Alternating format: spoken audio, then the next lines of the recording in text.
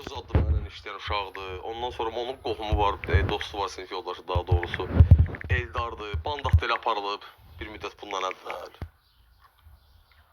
Həmin o Eldarın bir qohumu olub, Nərimanov ərazisində işləyən, bu mobil telefonların işlərinin zadına baxırdı.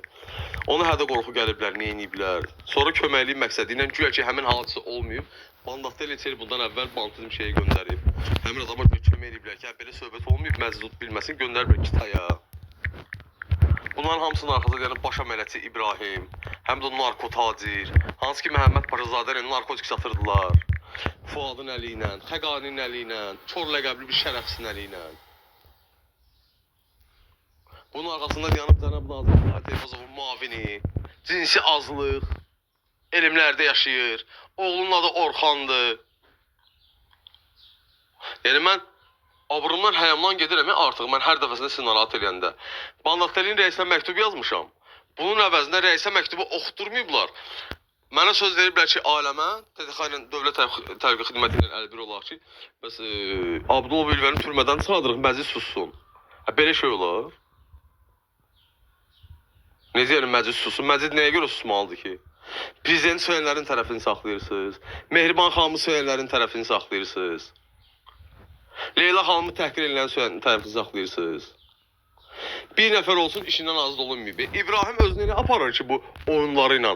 Atası hələ də Müdafiə Nazirliyində oturub işindən azad olunmayıb. Niyə? Çünki TTX-ya küllü miqdarda rüşvət verib. Hələ də baş əməliyyatçı İbrahimdir. Cinsi azlıq nümayəndəsi olan Kənan Hacıyevdir. İşlərindən azad olunmayıblar. Niyə? Və bu insanlar Azərbaycan daxilində törətdiyi bütün kiber cinayətkarlıqları narkotikdən söhbət getmir hələ ki.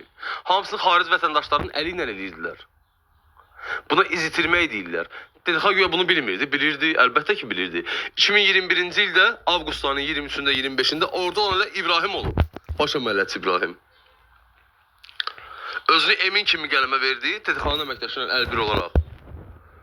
Sonra həmin söhbətin üstadlarından sonra 2021-də mənə dəlixanaya basdılar ki, susturmaq üçün güya bunların dövlət əleyhinə törətdiyi cinayətlər mənə elə gəlib, elə şey eləməyiblər bunlar. Bu həyasızlığa, bu təxribata nə vaxt son qoymaq fikriniz var? Nəyə görə baş əməliyyatçı İbrahim hələ də həbs olunmayıb? Kənan Hacıyev həbs olunmayıb. Ona görə ki, Kənan Hacıyevi daxili işlərin